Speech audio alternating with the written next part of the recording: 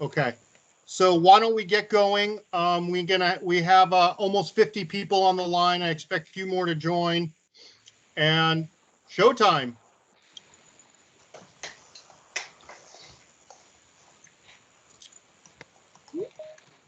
Good morning, ladies and gentlemen, and good evening to our colleagues in India. I want to thank you for joining a Government of India briefing on the new PLIS scheme for telecom equipment manufacturing. We're really pleased to organize this, being USIBC and our partners at ITIC and TIA. As we all get ready for today's event, just a few ground rules. First, this will be a recorded conversation. In terms of format, we will have an opportunity for questions and answers in the latter half of the webinar. In the lead up to that, we ask that people stay on mute and stay off video unless you're speaking. At a later point, if you'd like to ask a question, we encourage you to do so.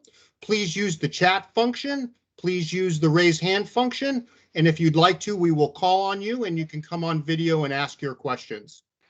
So with that, we are really pleased to have a great lineup here, and I'm going to hand it over fairly quickly to our speakers. Deepak Bagla is going to open this up for us from Invest India. He's a true friend and champion of the bilateral relationship, and we're really pleased to have him. And with that, I will go off microphone and listen to the webinar. Thank you, Deepak. The microphone is yours, sir. Thank you, Jay, and thank you for bringing that energy. We require it. We are at the end of the day here, and it's been fairly brutal the past few months. But good morning to you all, and thank you really for joining us. I mean, ITI, TIA, and Nisha, you and your team, always so supportive. And before I say anything, Nisha, I have to thank you sincerely from all of us. The support and every way standing with us during one of our most challenging times, and all your efforts for all of us and your team and many of you here on the screen today. Thank you again. It means a lot and it's very special. And it has been fairly brutal. But let me just share, it's also, we're really fortunate that we have Bob Strayer with us, we have Tom McGarry with us, and then we have the architects of this PLI policy, the product-linked incentive, the production-linked incentive policy, both Mr. Hari Ranjan Rao and Mr. R.K. Pathak, who will walk through the details with it. But let me just share a few experiences with you of what has happened during this lockdown.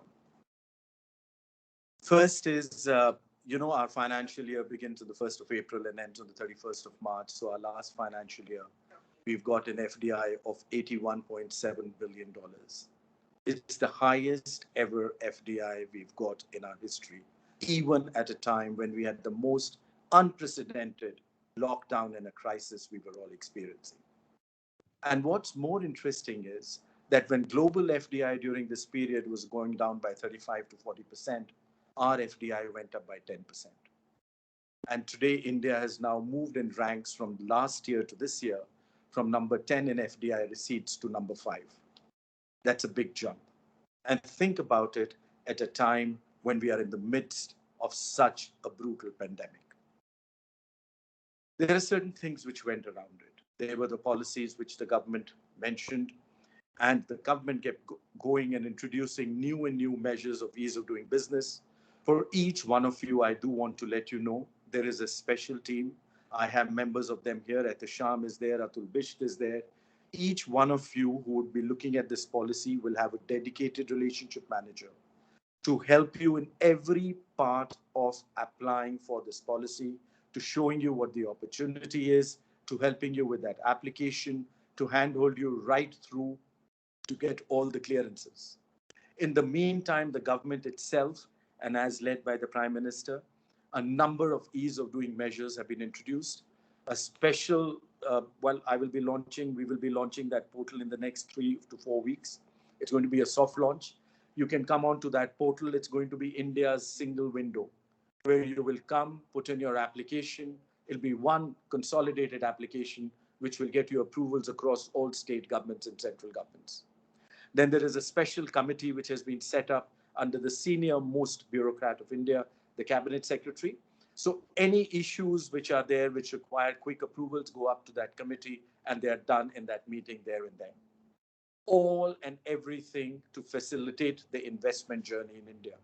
And you will soon also be hearing of the launch of the new multimodal connectivity program in India, where we've connected the modes of transport essentially to bring down your logistics costs in India and to make them globally competitive. And on top of that, these new production-linked incentive schemes, there are 13 of them. Telecom is one of them.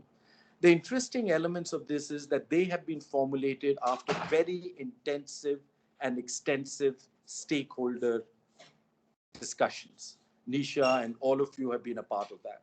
So they are based on what the industry has asked for. And the reason why that is, you will see the testimony that some of these schemes have now brought in the biggest and the smallest players in the world together to start seeing and working on this one. What the PLIs are doing is helping you access that big opportunity, and not just viability, but focusing on profitability. That is what we are doing. And just as a good news, Nisha, you know that. So the IMF has, even after cutting down and re-looking at the entire growth prospects, is still looking at India at about 9 to 9.5% next year. That means we retain our position of being the fastest growing large economy on the planet.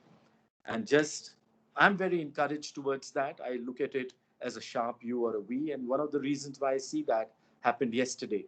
On yesterday itself, on that single day, we had 8 million vaccines which were given out. So you see the process is really moving very fast, and we hope to be back into business in the fastest manner. So with that, thank you, Nisha. Thank you, everyone, and thank you for being with us.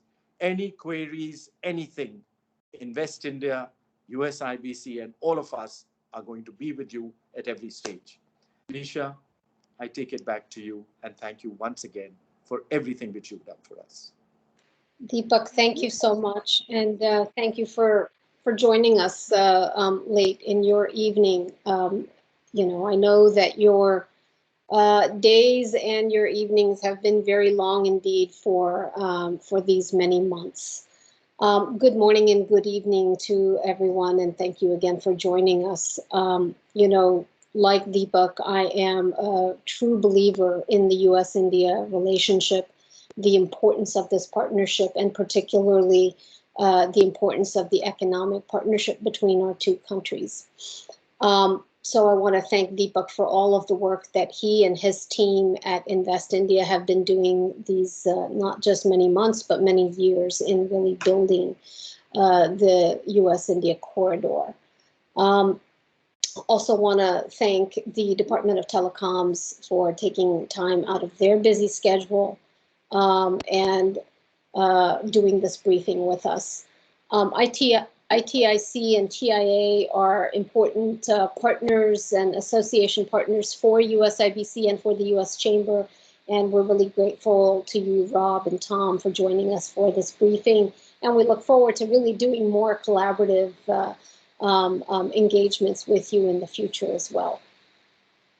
I'd be remiss if I also didn't acknowledge some of the fabulous folks on all of our respective teams who've been working together to make this happen. Pallavi Bishnoi and Atul Bis from Invest India, Sandeep and Jay from USIBC, and Aditya, as well as Cody and Patrick from ITIC and TIA. Before we get going on this, folks, I do want to just acknowledge what a difficult week this has been for our colleagues at Invest India, and frankly, all of us on the US-India corridor, because we lost a real strong leader, colleague, and friend this past weekend in Secretary of DPIIT, Secretary Guru Prasad Mohapatra, who really is just was a gem of a person, an incredible leader, a strong proponent of this partnership, and we all mourn his passing. And I want to just reflect on that, because I know that that was a really tough loss for our colleagues. And I want to acknowledge that. As we turn back to the intent of today's program, which really is and was what Dr. Mohapatra was very focused on, what Deepak and his team have been very focused on, and that's about how we continue to build on the future and build on the partnership. And we know that India has a very strong competitive edge in digital services, and USIBC has supported efforts to enhance the electronics and manufacturing base in India. And this PLI scheme could emerge as a really powerful tool to attract further investment. And we heard from Deepak on really how robust the FDI has been even through the COVID pandemic.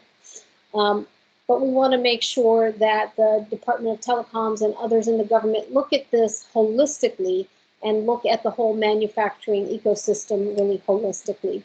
Modern manufacturing is global, it's highly integrated, and it relies on the international supply chains which span the globe. So along with the PLI scheme, we really do encourage the government of India to look at ways that we can reduce costs for digital imports, which will help improve the competitiveness and also reduce the export costs. We also want to see India play a proactive and productive role in developing the next generation of global standards and look to ways that we can streamline the multiple overlapping conformity testing regimes to create a more efficient way and to be able to really support India emerging as a global leader. We know from history that the import substitution policies have their limits and that leading manufacturing nations today are focused on open, export-driven policies. I think India should do the same, and I'm confident that it will. We here at USIBC are strongly invested in India's success. And as I said distinctly, that India's success in so many ways is in America's interest. No two countries have benefited more from the growth of the digital economy, and continue this growth and prosperity. To continue it, we have to work in partnership and in collaboration. And so in that spirit, I'm really pleased to hand the microphone over to my colleague from ITIC, Rob Strayer. Rob, over to you. Thanks a lot, Nisha. And thank you, Mr. Bagala and our friends at Invest India for organizing this event and continuing to ensure that industry can work closely with the Indian government, especially during these very difficult times. I also want to thank Joint Secretary Rao, who I believe is joining us, as well as colleagues of his from the Department of Telecommunications in India, to let us learn more about this very exciting new program. Also want to thank Nisha and Jay over at USIBC, as well as TIA, for being just great partners in the advocacy that we're doing both in India and in the United States. To introduce myself, my name is Rob Strayer. I'm the Executive Vice President of Policy at the Information Technology Industry Council. We're now an 80-member strong organization. We represent the broad global technology sector, with many companies headquartered outside the United States. We represent hardware, software, cybersecurity, and other technology-enabled companies. Our members are very interested in investing in India, already doing so, and there's real opportunities for them to invest even more, which is a really important opportunity for India. We're very excited about the production-linked incentive scheme and learning more about it. It presents a great opportunity for there to be expanded investment in India that will facilitate greater exports coming from India. It's important, though, as we look at programs like this, that we don't look at them as just a single isolated effort to provide subsidies and incentives, but to look at the ecosystem of the way companies are seeking to expand their supply chains, complex supply chains that cross borders into India and then out of India and to other countries, and then potentially the United States or other countries as well. They want to look at security of their supply chains as well as the economics of those supply chains. So it's really important to look at the complex set of policies that go along with that. And probably top of the list is companies thinking about how they're going to import components, digital components, into India to do their manufacturing. So we're very pleased to understand that running alongside this program, there's an effort to create a senior government level committee from different departments to address issues like tariffs and the certification and licensing that's been required in some ways, in limiting the ability to bring in products efficiently and at a low cost. So we think it's really important to look at the whole picture of what can facilitate development, manufacturing, and export from India. Look forward to today's conversation, and we want to be real partners in making this program a success and making India's export industry as well as jobs in India come to fruition. So thanks.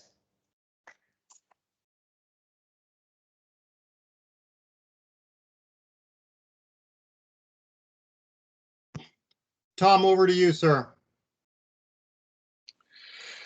Thank you, folks. Appreciate it. I want to thank Mr.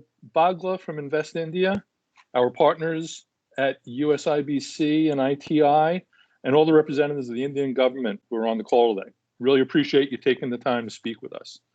I'm Tom McGarry. I'm Vice President for Standards at the Telecommunications Industry Association. TIA is an advocacy group and ANSI-accredited standards developing organization representing global trusted manufacturers and suppliers of communications equipment and services. As the world continues to struggle with the impact of the COVID-19 pandemic, TIA members are playing a vital role in keeping us all connected, powering the networks that make conversations like the one we're having today possible. India is an essential part of the global economy and a vital partner of the United States in particular. We welcome additional communication and dialogue between the two countries as the world works toward the deployment of trusted and secure networks. In my role leading TIA's standards group, I've appreciated the active dialogue between TSDSI, the Bureau of Indian Standards, and TIA, including the event we co-hosted with those groups in May. We hope those dialogues continue and that we can work with our partners in India to support the use of global standards for 5G and other next generation technologies in the country. Using global standards over country-specific ones will not only ensure the successful deployment of next generation networks in India, but will also facilitate the development of a broader ICT manufacturing ecosystem. We also hope to have further dialogue with the Indian government on issues related to trade.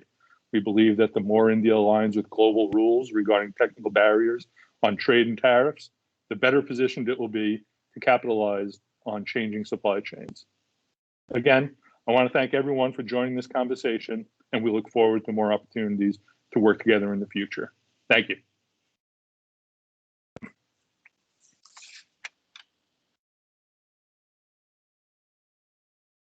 Back to you.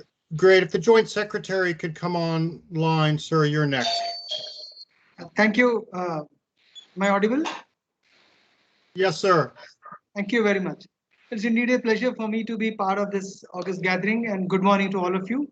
Well, suffice it to say that PLI scheme, which in the telecom sector is coming at a very opportune time when Indian telecom sector is actually opening up. Just to give you some quick updates on what's happening in India.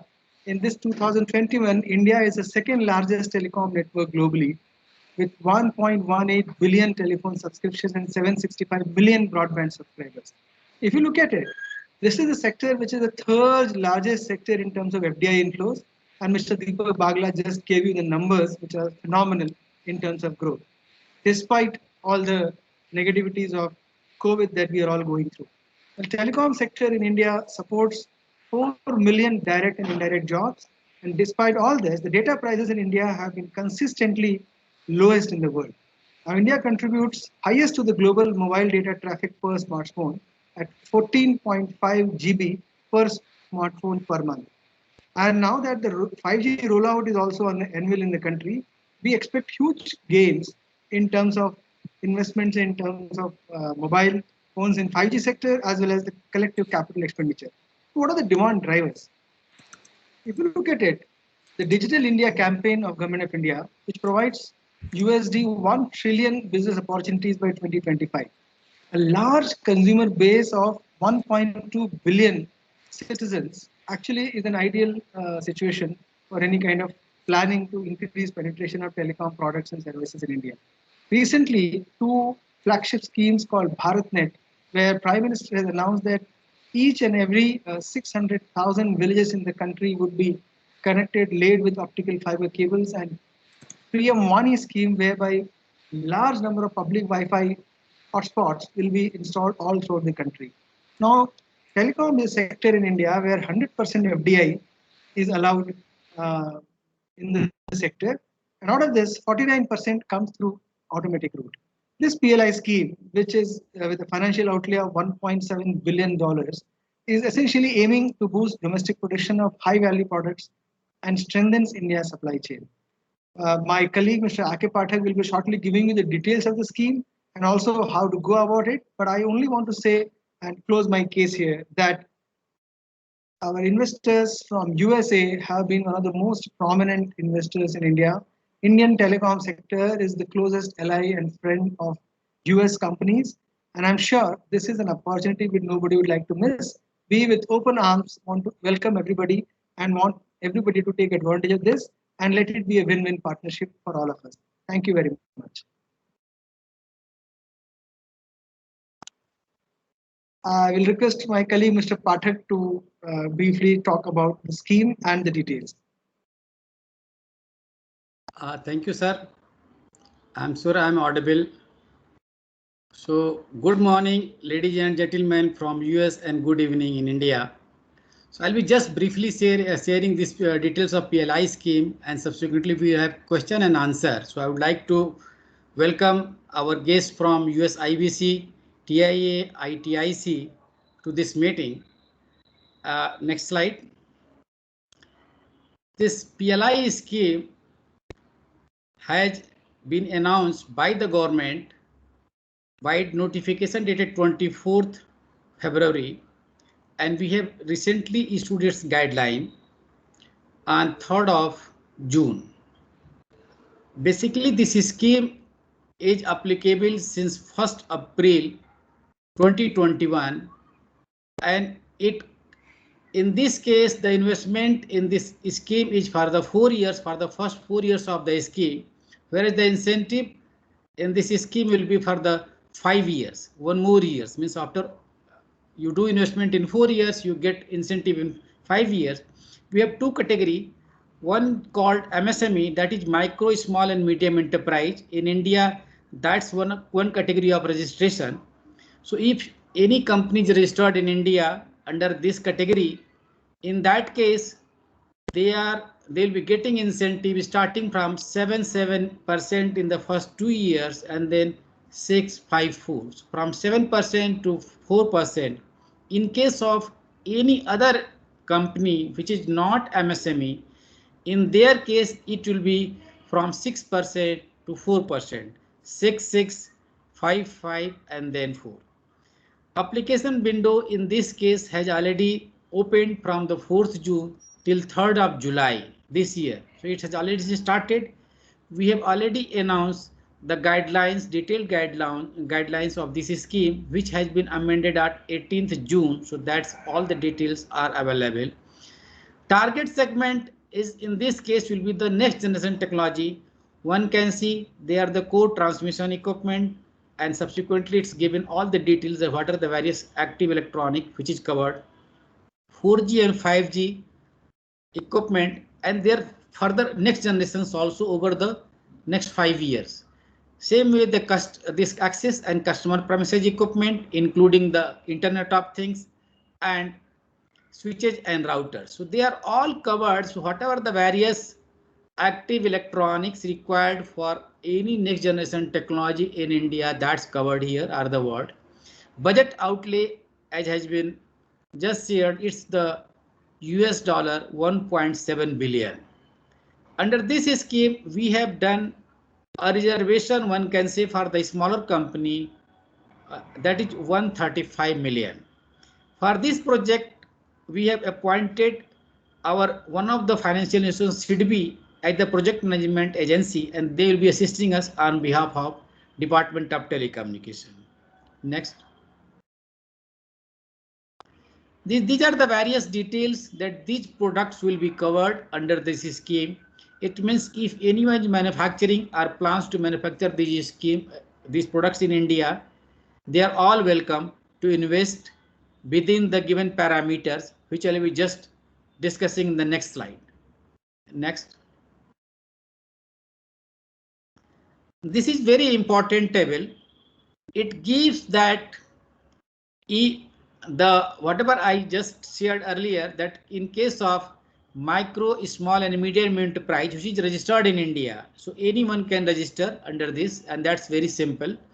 In that case, their minimum threshold means they have to invest about $1.4 million only, and that is the minimum, and they can go up to 500 million in Indian rupees. So that will be somewhere about 5 million. So that is the limit for MSME, and in incentive in the first 2 years in 7.7, then third year is 6, and then 5, and then 4. What is important in this case that we have specified a minimum threshold in both the category MSME as well as another MSME other than MSME, that you have to invest minimum 20% of your committed investment. Committed investment in this case says that you have to choose your own investment. Like in case of MSME, from more than 1.4 million, you can go up to about $6 million investment, and then you choose your own investment. Then 20% of that has to be invested in the first year. Even you can do more than that. And this 20% will decide your incentive for the first year. That there is a threshold of minimum production also over the base year. Base year in this case is your production if you are already manufacturing. If you are not, then that will be 0. That is base year is 2019 and 20. That's the base year in this scheme. So you have to manufacture sales goods worth 3 times. It means if you have committed $100 investment in the first year, in that case, in the first $100 investment committed in the scheme, then in the first year you have to invest minimum $20 and produce minimum $60. The moment you invest $20 and produce worth $60, you are eligible under this scheme. From $60 means 3 times to 20 times means $400. Same way in second year, your cumulative investment should be up to $40, and your minimum sales in that year should be $120, and then that will make you eligible up to $800. In fourth year, you have to make entire your $100 investment and $300 sales. Once you qualify 300, from 300 to 20 times of 100, that is $2,000, you are eligible. So this scheme provides a very flexibility from once you qualify 3 times, then you can go up to 20 times of your sales. So I think that gives a very flexible scheme, and both that's true for whether MSME or other than the MSME. Next slide. In this case, there are 2 groupings, as I told. One is MSME, another is non-MSME. In MSME, there is no further grouping, but in case of non-MSME large companies, we have defined 2 types of companies. One is domestic companies, the companies which are ultimately owned, means equity is 51%, and controlled means powers to appoint majority of directors. If any company is there, then that company will be called domestic company. If they don't qualify in domestic, then they will be called global company. The details about the scheme this given in guidelines class 2 and 2.16. So whoever is not domestic company will be global company. Next slide. For qualifying under this scheme, we have defined one global revenue. Global revenue will be basically the applicant company and its group companies. And group companies in India, in this case, is defined the companies which have 26% equity shareholding. So they all will be linked with group company. So in the case of global revenue, either the applicant can have the revenue in the base year, that is from the 1st April 2019 to 31st March 2020. I'm again repeating, it's the base year is defined from the 1st April. It's not the year, but from the 1st April financial year, which is applicable in India from the 1st April 2019 to the 31st March 2020. And in that case, they are all the revenues, whether they are from the manufacturing or services or R&D, all is covered in the electronics, IT/ITS, including software, telecom and networking products. So we have given them ample room to qualify under the global revenue. In case of global companies, it's 135 million, approximately 135 million US dollar. And in case of domestic company, it's 33. So that should be the revenue to qualify under this scheme. In case of MSME, that is just 1.4 million. And in case the financial year of a global company is different, in that case, they have to do the conversion of their currency in the manner it's specified in the guidelines and given here. Next. With the help of this one example, we are just showing that what will happen if you don't do investment in a particular year, or if you just exceed more sales in a particular year. So in case of MSME, that is just given as an example, that suppose you take that base year during the 1920, your sales is in Indian rupees 1,000 million, and committed investment you have done that you will be investing Indian rupees 200 million. So it means 200 million based on my earlier table, it will qualify that you have to minimum invest 40 million in the first year and produce 120 million, 3 times of 40. Suppose if your actual sales is 2,000 million, it means your net sales will be 1,000 million. According to the table given by us or this scheme guidelines, you are eligible for the 20 times. It means 40 into 20 will be 800, whereas you have produced 1,000. So in this case, you won't be eligible for complete 1,000 because that's your eligibility is 20 times, that is coming maximum 800. So based on 800 into 7, you are eligible for subsidy of 56. That is the one example in which we have showcased here that in the first year, even though you have exceeded the limit more than 20 times, but that will be limited to 20 times. And in another example of other than MSME, other side, right hand side, we have shown similar example, but in this case, in the third year, if the committed investment was 1,000 million, in that case, he was supposed to invest 700 million in the third year.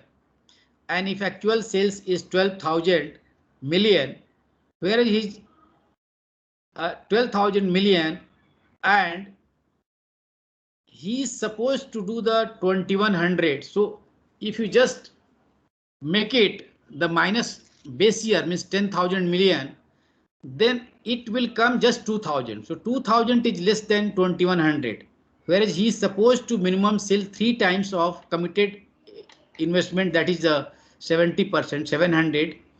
So since he is not qualifying in the minimum net incremental sales, he won't be eligible for any incentive in that year. However, the moment he does a more production next year, so that will make eligible for the his incentive in the next year. So third year he won't be getting.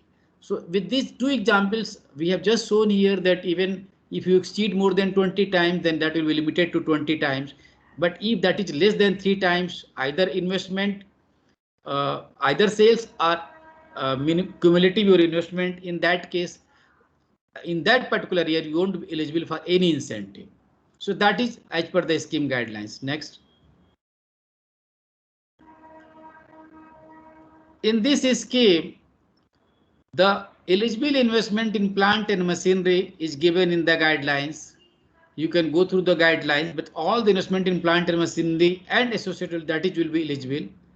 Expenditure, there is a limit of 15%. 15% of total committed investment. Suppose you commit investment of $100, then all the investment which is capitalized in your books of account under R&D, excluding manpower, that can't exceed $15. And in case of transfer of technology, that can't exceed $5 if your $100 is the committed investment.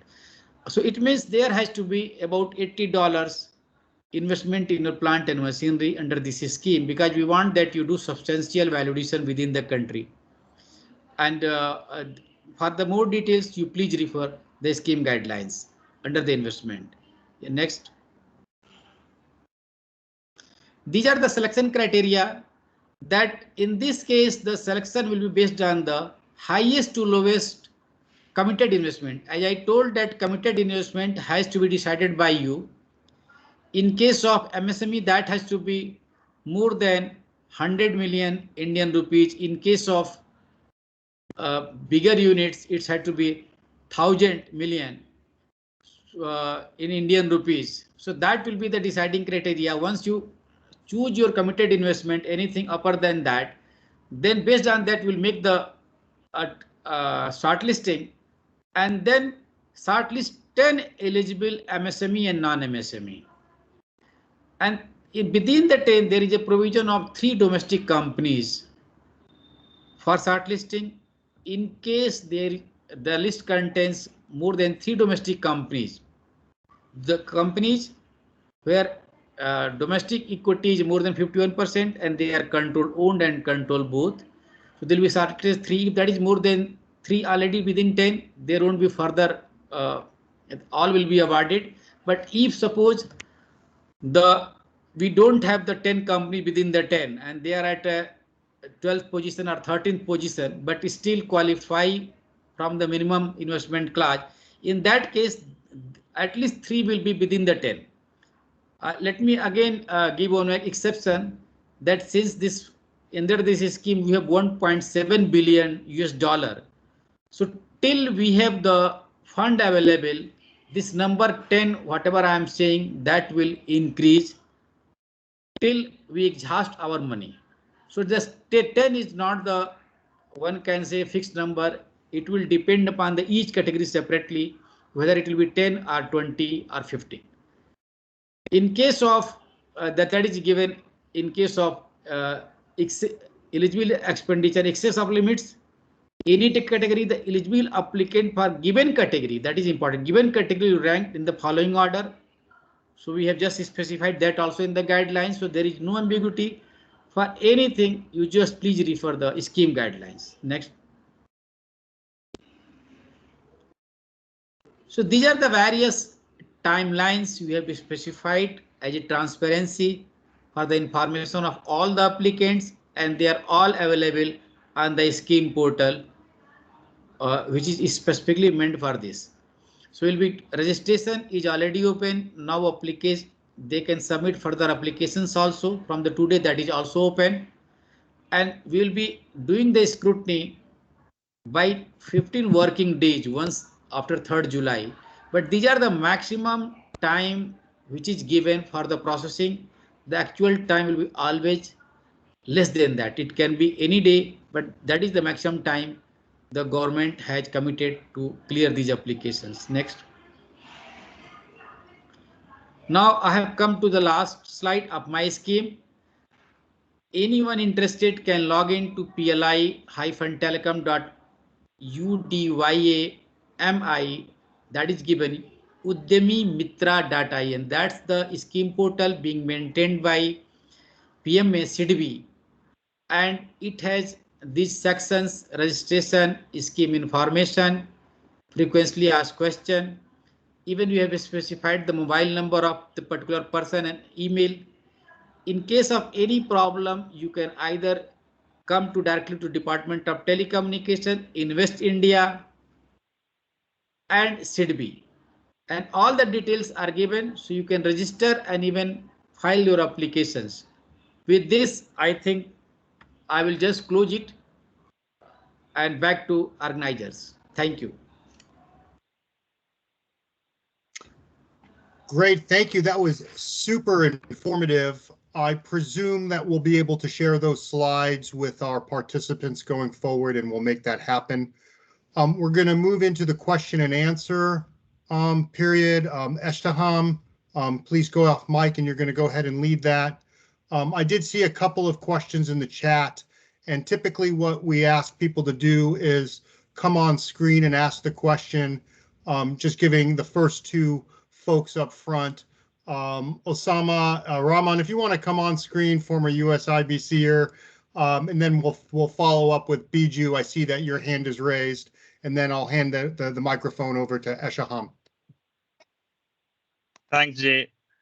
I think my simple question is that if a company wants to club 2 or 3 or more segments that are indicated there into a single PLI, can that be a possibility? Like, you don't invest in one particular segment of the 5 or 6 categories, but you can club 2 or 3, depends on what the previous investments are, and then apply for a single PLI application for that. Hi, can I answer this, Rahman? Am I audible? Yes, sure. Thank you. So when you're asking the question, you're basically asking about different segments in a single application. Does that mean all segments inside the telecom sector only, or you're wanting to go beyond telecom to other sectors? All segments within what is indicated there. But Yeah, at least we can do it like, you know, if somebody says that I club the 1st and the 3rd and the 5th and sub-segments within it, and then apply for the single PLI and that. Oh yeah. So actually, if you are an applicant, you can actually apply for all the segments, and you can manufacture all the components that are mentioned there in the annexure. And as long as you mention it right in the beginning and say that I'm going to manufacture in, say, 10 categories or 10 different products in different segments, that's fine with us, and you can collectively claim the PLI incentive for all those items. So that way the scheme is very flexible, because we intend to encourage companies to go for different portfolios also if they wish to. For example, a company may be specifically manufacturing a particular component or a product, but because of the incentive in the PLI scheme, they may want to now diversify and get into a couple of more manufacturing, more items. They are welcome.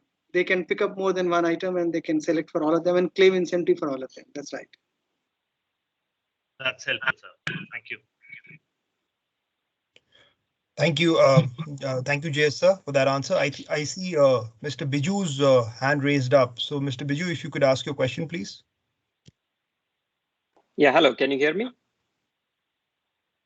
Yes. Thank you very much. Thank you for taking my question. My name is Biju Baby, and I'm from Equinix. I am the Vice President of India Development for Equinix. And if you're not familiar with Equinix, we are a data center company, US headquartered, about 75 billion in market cap. We've been trying to enter India, and we bought a company last year, and it requires a Department of Telecom approval. And it's been going through the sort of the process, if you will. And we know that COVID has been a huge factor in the past year or so. But we've been waiting about 9 months for that approval to come through. So and in the meantime, we have about $165 million of investment that is waiting to be deployed, and additional land for building data centers also waiting to deploy. So I have 2 questions that come up. One is I heard Mr. Bagla talk about sort of single portal, single window for ease of business. And does that extend to sort of the Department of Telecom license issues as well? That's sort of one question. And an advice that you would have for somebody like us to help expedite the process. That's one question. The second is, I did not hear data centers or cloud on-ramps as sort of eligible for the PLI scheme. If you could cover that or comment on that, that would be great as well. Yeah, so to answer your first question, on behalf of Mr. Bagla, I can give you an assurance that the telecom sector is very much integrated as part of the single window system, and the entire licensing portal. We have a portal called Saras Sanchar where all the licenses in telecom sector are online, and even the backend processes have been automated now, and that is integrated with the single window. So the stupendous job that Mr. Bagla's team is doing is exactly this: that they are picking up the existing online portals of various ministries and writing APIs and trying to integrate them and trying to bring at one place so that the investor doesn't need to go to a respective department. So yes, to answer your question affirmatively, yes, telecom is certainly part of that single window. And as for the second part, as regards the data centers, I would ask Mr. Pathak to throw more light on this. So data center as such is not covered, but I think whatever you require equipment in data centers. So that is like we have specifically mentioned the routers, switches. So all those things are transmission. So all the products which are basically written in the networking products category. So those are covered, not the data center as such, because that will be the service part. Just to supplement what Mr. Pathak is saying, as we all know that data center would also have servers and memory and a lot of other things. In India, we have a separate Ministry of Electronics and Hardware, IT and Electronics, and I guess they have a new PLI scheme on servers, high-end servers, etc. So I'm sure Invest India team can help you in doing the handholding, but that's one part of it. As regards your issues of getting some permissions from Department of Telecommunication on land-related issues, I assure you, my Invest India team will immediately touch base with you after this VC, and they will get the details. We'll definitely try to help you and see to it that things are sorted out. Incidentally, let me also mention that Ministry of Electronics and IT are also separately working on a data center policy. I know that it has not finally come to the light, but the background work is going on to support cloud computing and data centers in India. So I'm sure Invest India team will be able to share some more details with you on that count. So, but you are anytime welcome. You can approach us at any point of time. You are most welcome. Thank you very much. Thank you for the support. Thank you, sir. I see Mr. Jacob's hand raised. So, Mr. Jacob, if you could ask your question, please. Thank you. Organizer's prerogative. I'll ask some questions that I've been hearing about this, but maybe aren't being raised directly by our members currently. One is what I would call on-ramps. We have a lot of companies on this call that maybe only heard about this scheme now. Investment decisions are tied to annual planning and things of that nature. There's obviously a clear deadline. In addition, as the ecosystem starts to develop, the opportunity dynamics change, right? So you have a series of manufacturers, and then a component manufacturer can come in and create that opportunity. So how are you thinking about on-ramps? Are there going to be follow-up opportunities that in 6 months, companies that maybe missed this first opportunity might come in, or if the dynamic changes? That's the first question I have for you.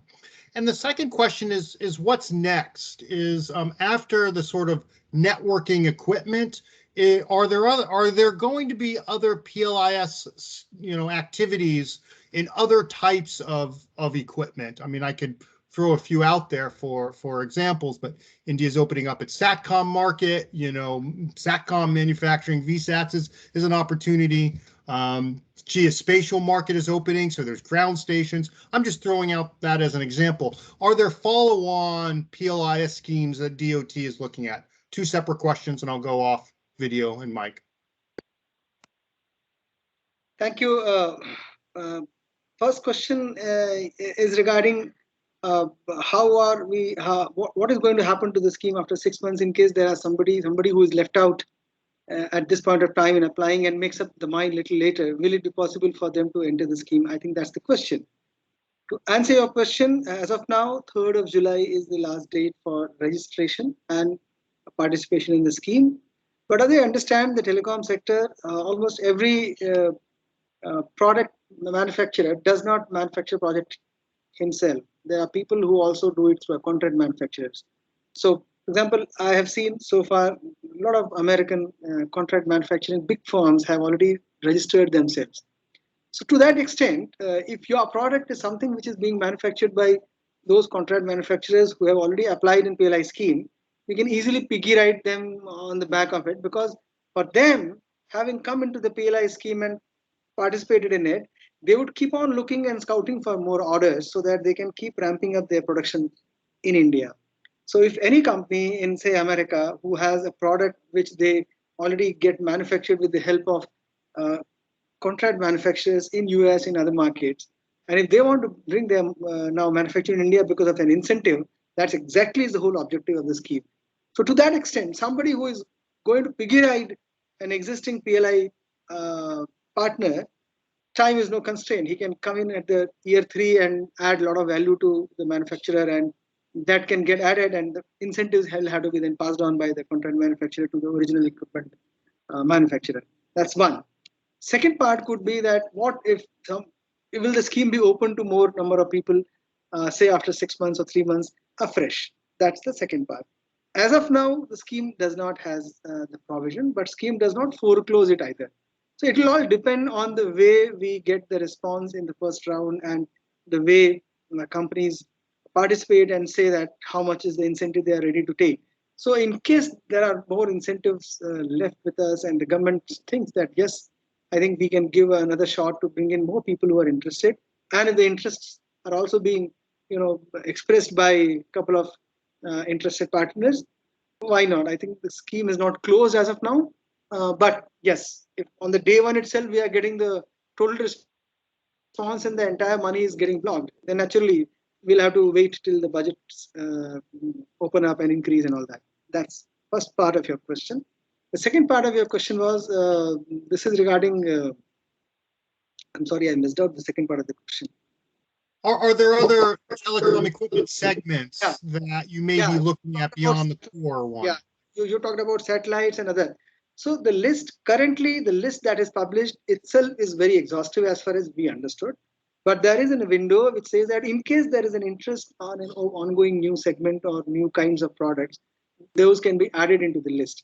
However, that will only happen when there is sufficient interest and there is a strong case, because the scheme is limited for a window of 5 years. So let's understand this. Now, your question is that do we have more follow-up PLI schemes? I think if this scheme succeeds, maybe government will be open to the idea of bringing in more PLI schemes in such sectors where there is a huge possibility of bringing in manufacturing to India. But as of now, I think our focus would be to make this scheme a success, because once, suppose this scheme succeeds and a lot of telecom manufacturing starts happening in India, you are very right that then the ecosystem would be ready here, and that would help invite and attract more requests and investments for having more kind of PLI schemes in other niche areas like satellite manufacturing, etc.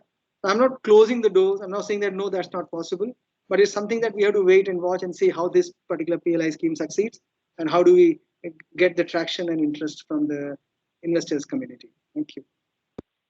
I hope I've been able to answer your question. Thank you, sir, for that insightful answer. I'm opening the floor now to anyone who would like to ask a question. So anyone, if they would like to ask a question, please raise your hand.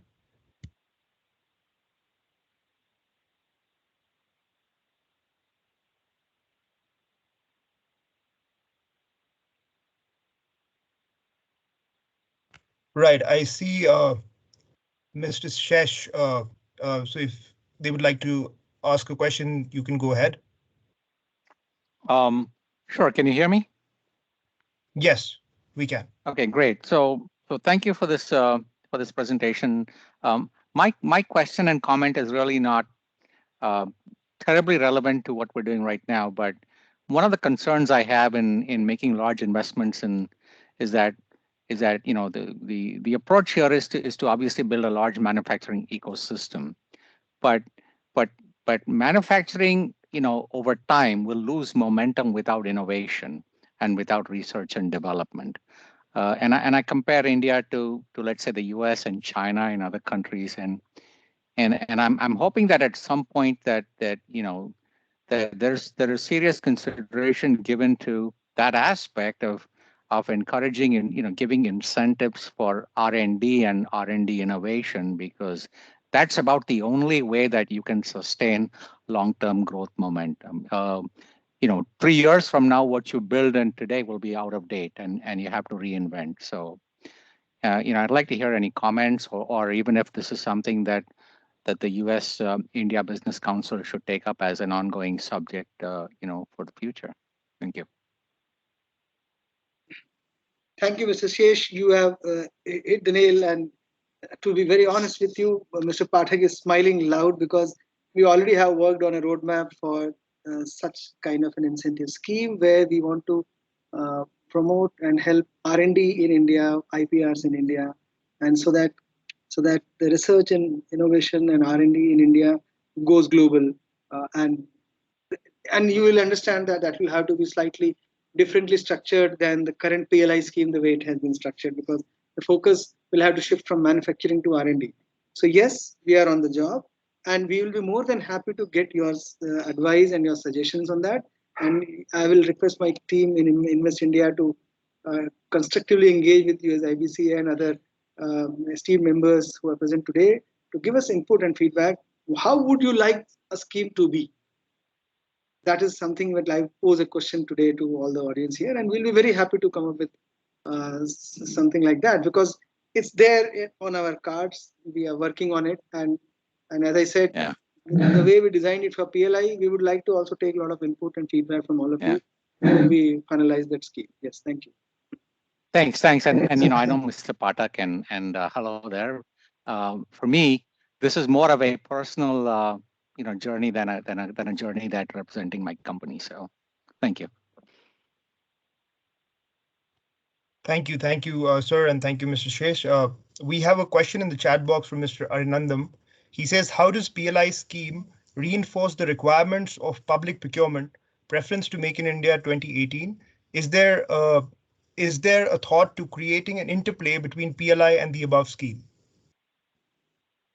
Yes, to answer Mr. Arindam's question, I think DPIIT, which is the nodal ministry for driving the public procurement preference to Make in India order, is seized with the matter. This issue has come up as a request from various other sectors also where we have the PLI scheme. And I guess they have already made some blueprint for trying to bring in some, incentive or some kind of provision for people participating in PLI in India. I think the final outcome of that internal exercise is yet to come to the fore, so I'm not able to spill the beans, to put it this way. Yes, there is going to be some recognition to the PLI participants in India for the public procurement preference to Make in India order. Thank you, sir. I think we've reached the end of time. I'd like Atul now, who is the head of the ESDM technology and media sector, to give his closing remarks. And just to reiterate, the telecom team at Invest India is going to be sharing their email ID as well as in the chat box. If you have any other queries, please feel free to reach out, and we'll immediately answer those queries for you. And we'll also be sharing the presentation at the end of this webinar. Thank you. Thank you so much for the introduction, Natasha. Good morning, afternoon, and evening, ladies and gentlemen. It feels great to be in a session on a theme or a sector that is, frankly, not only my mandate at Invest India, but as you all witnessed today, also a focal point for the government, which is doing everything and more to provide an impetus to a sector that shall lay the groundworks for a future of hyper-connected public services that can really impact the quality and speed of delivery of these services to the citizens of India. Firstly, I'd like to thank Joint Secretary Mr. Hari Ranjan Rao for further expanding on the India opportunity and on the government's commitment to positioning India as a global telecommunications manufacturing hub.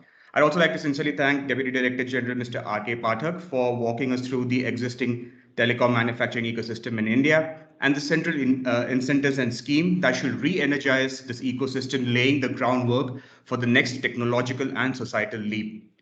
We at Invest India are here as your trusted advisors in your investment journey across all milestones and speed bumps, and ask you to connect with us to help you chart out your India investment plans.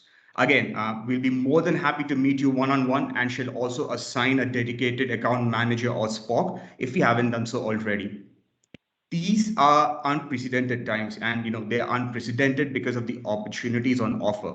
The digitization of manufacturing operations and management, the creation of optimized supply chains, and the interconnectivity of infrastructure is simply the beginning of the digital transformation of a new India. And we welcome you to become a part of the new India growth story. Thank you all for your time today, and I look forward to speaking with each one of you soon. Thank you. Thank you, Atul. With this, I hand it to Jacob from US IBC. So this is the formal end of our program. I want to thank our members. I want to thank the Government of India, and I want to thank our partners, ITIC and TIA. I think everybody knows that you can reach out to us as needed. We'll get the presentation. We'll pass that along to both of our members and the participants. And with that, I wish everybody a good evening, and thank you for your time, and stay safe out there as well. Bye for now. Thanks, everyone. Thank you.